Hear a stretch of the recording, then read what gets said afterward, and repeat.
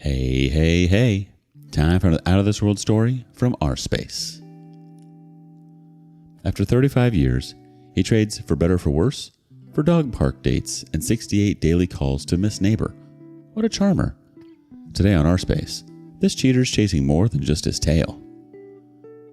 Married almost 35 years and just found out he's had a side piece for 2 years. I'm devastated. Picture transcript of the letter. Dear Mrs. Redacted, I'm writing this letter to inform you that your husband, Redacted, has been having an affair with a neighbor of yours in Redacted by the name of Redacted. They have been sleeping together and having an affair for over 2 years. They meet at the pool area and the dog park in your community. They often go away on weekends together camping or to various hotel rooms. I felt like you should know what is going on and why Redacted is gone so much. I have also seen him drop off your dogs at her house. No woman should have to find out about an affair this way. I'm sorry. I just thought you should know. Now the post. Throwaway, obviously. I've been married almost 35 years. Yes, to the same person. And while it hasn't been perfect, it's been all right. Kids, dog, white fence, I've got those. Our personal lives have suffered somewhat. I went from being a virgin on my wedding night to stepping out of my comfort zone to please him sexually.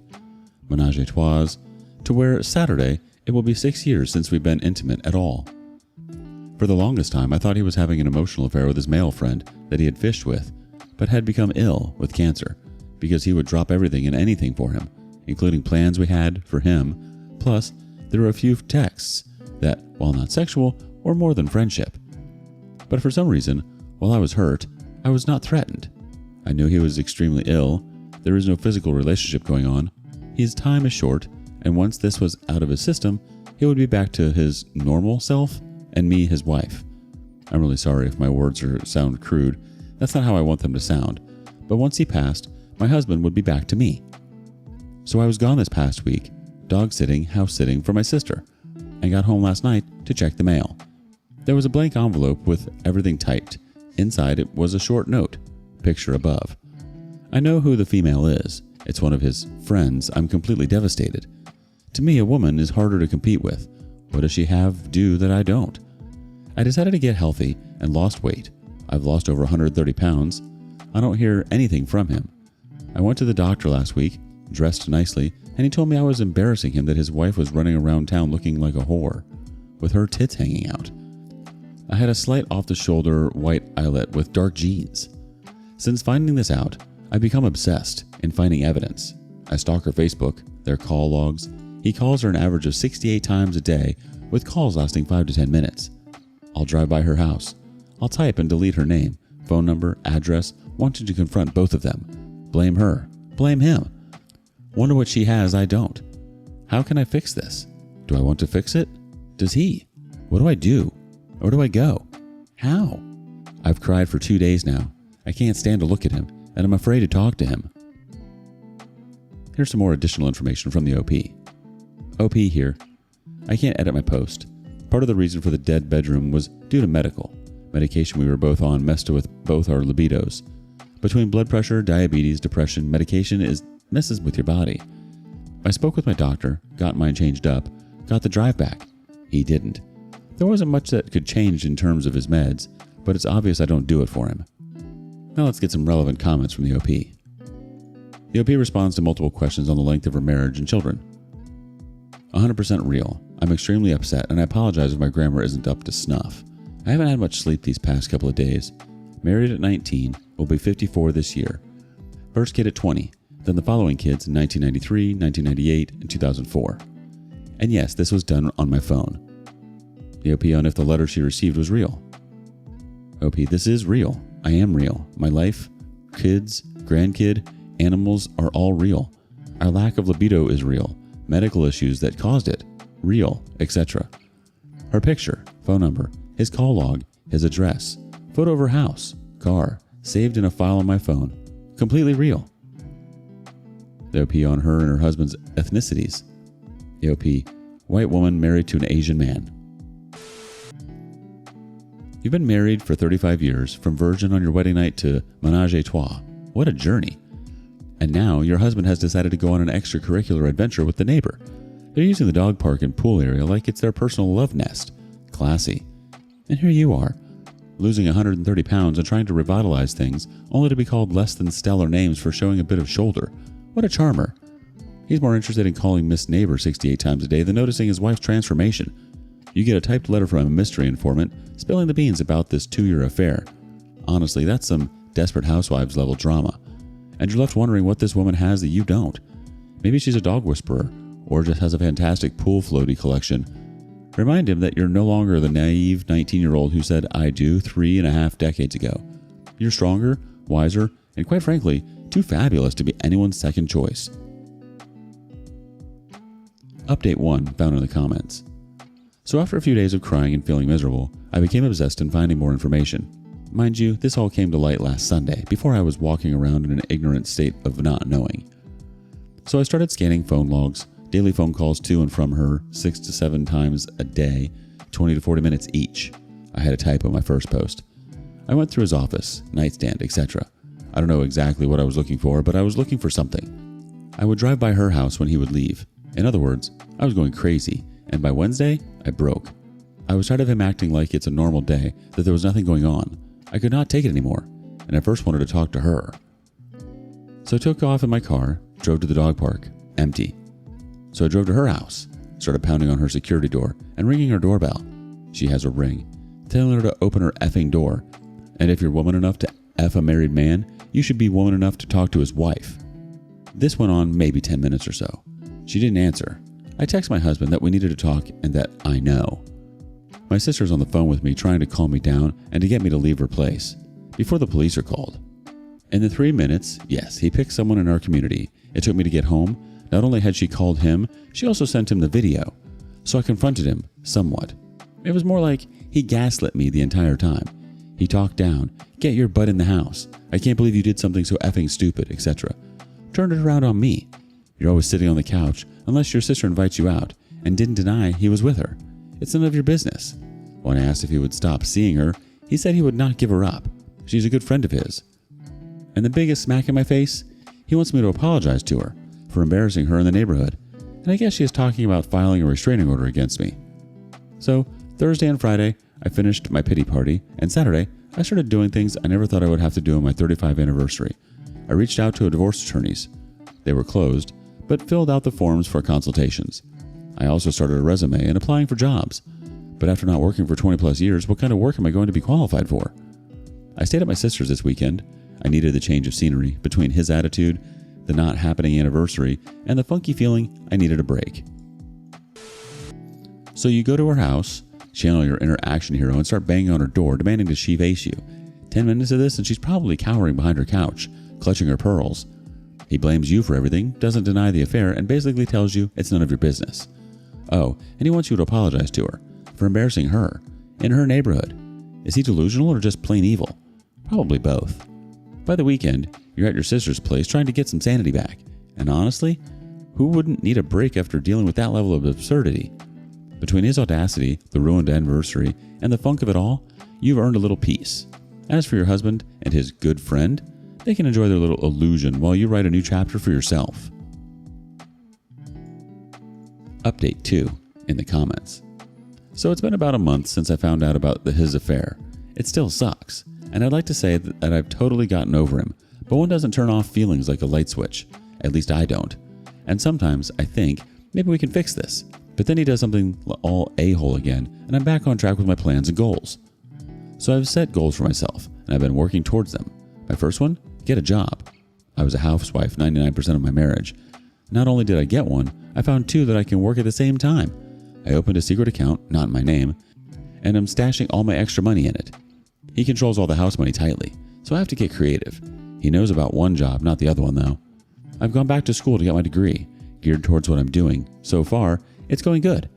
I'm remaining positive and pushing forward, even when he gets negative towards me. You're just going to quit. You will flunk out, etc. I am saving for a small place, hopefully a little ADU or an apartment. That will allow my little dogs, once the apartment is lined up, then I will file for divorce. I need to make sure I have a safe place to go because he'll become nasty once served. So far, things are calm here. I don't ask about her, although they speak daily still and I'm sure are hanging out. In our community, it's like he's trying to rub my nose in it. The thing is, I'm not letting him know or see that it's bothering me at all, which in turn is bugging the crap out of him. So he threatened to take my phone away. Okay, fine. I went and bought a cheap burner phone just in case he does. So now he has switched to being nice. He has bought parts for my car, paid the labor, bought my scrubs and equipment I need for work and school. He asked for a list and bought it. It's times when he's nice, I think there might be hope for us. But as long as she's in the picture, nope. Then he turns back into the but again, with empty threats and knocking down my confidence. And I'm back to counting months until I can move. Update 3. I'm still on my phone and just worked an overnight shift, so I'm tired. So we're in the month of June and quite a bit has transpired. Some good, some not. I finally broke down and told my kids. Those were extremely difficult calls to make, and I told them everything. I took responsibility for my part and admitted I could have done things better.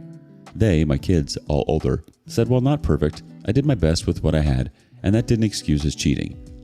My eldest wanted to come out and go a few rounds with his dad and confront the other woman. I told him it wasn't worth it. Second son is my thinker. He didn't say much, but he is deep in thought and you can tell. Third son said it's about time. With the way he talked to you and treated you, I hope you're thinking about leaving. I was honestly on the fence. He would flip-flop between I want to work on us and fix us to his actions said differently. And my past 2 weeks have been the worst.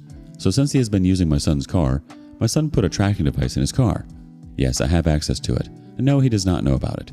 He would tell me he is going to one place and go straight to the other woman's house. And if I would ask where he was, he would lie to my face. I just kept notes on it until I couldn't anymore. Father's Day. I had worked the night before, got off work at 8 a.m., had texted him what he wanted for dinner that night, stopped at the store, bought everything, came home, got it started, and tried to take a nap. Mind you, he did nothing whatsoever on Mother's Day. He wakes me up to borrow $40 to go to a sporting goods store, so I said fine. Dinner's in an hour or an hour and a half. Please don't be late.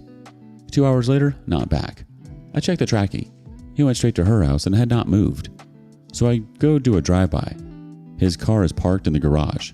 She is parked outside. So I come back home. I'm more upset for my son. I text him, "You need to come home. We need to talk." I nerd out at the sports store. Nothing. After 30 minutes, his car still had not moved. So I called her. Of course, she doesn't answer. So I leave a voicemail. "I know my husband is at your house. You win. I'm done. It's obvious he wants to be with you. I'm tired of the lies. His bull. He doesn't want someone who has loved and fought for him for 35 years. I'm done. Come get his dog and his stuff. You've won." And I hung up. 10 minutes later, he comes in with a Walmart bag and says he went to Walmart, then a friend made tacos for him. I dished up servings for my son and I, then threw the rest of the meal in the trash. He gives me attitude because she feels threatened now because I called her. Now she has to change her number, and in her line of work, she will lose clients. I didn't threaten her. I told him if he wasn't happy here, he knew where the door was. He was welcome to use it. He was quiet all week, but was a jerk as well, and his only concern was seeing that woman. I had melanoma removed. I needed a driver, so he took me. When I got in the car, not one word. No, how are you? How did it go? Are you okay? Nope. All he said was, "I'm hungry." And it was the 30th anniversary of losing my sister to melanoma, so I was extra sensitive. Little things were just adding up. He was forgetting things that I needed, or I had asked. I was at the bottom of his list. On our son's birthday, he couldn't even wait for him to blow out the candles before he went to her house. So this last Sunday, he was going through the kitchen cabinets, pulling some soup out, and said he was going to take it to this couple who've been stranded down the road for a couple weeks in a broken down RV. So I gathered a few more items and whatnot, and he leaves, but leaves the bag of stuff on the counter. I check, and yep, he went right to her house. This was it, our last bit of energy for this marriage. So I text him again.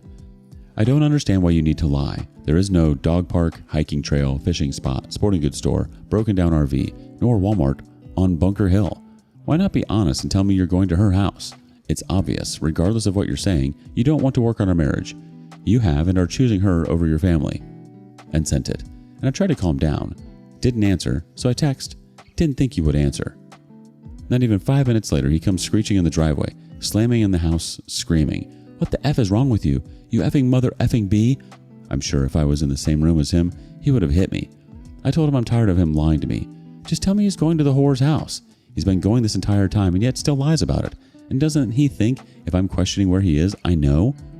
He called me a few choice names and ignored me the rest of the night. I'm sure my neighbors loved it. I went yesterday, Monday, to file for divorce and got crap news. because he is a 1099 employee, hasn't actually worked in almost 2 years. Although my bills are paid because I'm not on his bank accounts, I've always had to ask for money from him. And because he stopped me from doing his taxes 3 years ago because they were too complicated for you, if I were to file for divorce right now and ask for alimony, he could immediately file to lower it, and the judge would agree with him. My lawyer suggested waiting 3 months to file, as he is now working again, started this week, and submits paper bids, so I'm to collect as much evidence as I can in the meantime. He was impressed with as much as I did have this far. So I'm planning and playing it cool till September. Here are some relevant comments. One community member said, "I know this hurts now, but you will be better off without a parasite sucking the life out of you. I don't know anything about this, but I think you should get a second opinion from a different lawyer. 1099s are still proof of income. It feels like they could subpoena those and his full tax records, which he may not have filed at all." The OP replies, "He owns his own business, and the company he subcontracts through sends him a 1099. I haven't seen a tax return in 3 years as we file separately. I try to look when he isn't home, but his office is a mess. I'm going to keep looking though, because there has to be something." The OP on why she needs his alimony. Her children are all grown and she works now. The OP replies, "I just started back to work 2 months ago. I spent most of our marriage as a housewife, taking care of him and our kids. My youngest son is 20, but has special needs and mentally is about 12. Earlier, when I learned about this affair, I would have done anything to get him back. Now, no, I don't want him back. I deserve better." The OP on securing all her legal documents. All those have since been removed to a safe location, back in April. The OP explains why she is waiting until September to make a move into the alimony. "I've lasted this long, and honestly, if I were to walk away now, I couldn't afford to survive in a decent place with my son, even with my job, and after all I've done, including taking care of his mom, which I did willingly, and help in his business, run the home, etc. I deserve it. I just want what is fair to get a safe place for my son." According to the lawyer, it could mean the difference between from $500 a month to $4,500 a month. Ballpark figures here, but it was a substantial difference. A couple more comments from the community. "Can we go back to who wrote the letter? Who would know the husband and the mistress got to the hotel room and camping together? That's oddly specific." Another person chimes in, "They're in a little community, so I'm assuming the gossip mill is insane. That said, it's interesting that the letter mentions hotel rooms and camping, and in the months of her tracking the car, he never went anywhere but the affair partner's house." "I'm shocked you stayed as long as you have, OP. The fact that he still talks to her and tries to rub your nose in it is infuriating. Then there's Father's Day. After all your efforts, he lied about his whereabouts and went to her house. You called him out. He threw a tantrum, and you realized this marriage is a deader than disco. His only concern was her changing her number and losing clients? What a prince. The melanoma surgery was a real kicker too. On the 30th anniversary of losing your sister, he shows zero empathy. Not even a, 'how are you?' Just, 'I'm hungry.' Priorities, right? On your son's birthday, he couldn't even wait for cake before running to her house. Unbelievable. And then the soup incident, claiming he's helping stranded folks but actually heading to her place. It's almost comically pathetic. So you text him the truth and he loses it, calling you names and ignoring you. The neighbors probably had a popcorn-worthy show that night. But the kicker? You've started the divorce process. Sure, it's a bit of a waiting game, but you're gathering evidence and playing it smart. By September, you'll be ready to make your move. And with any luck, you'll get a fair settlement and a fresh start. In the meantime, keep doing you. Keep being that fierce mama who's juggling jobs, going back to school, and saving up for a new life. He might think he's won, but the real victory will be yours when you're free of this toxic presence. What would you have done? Could you wait until September?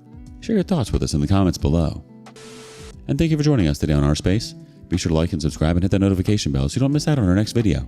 Until next time.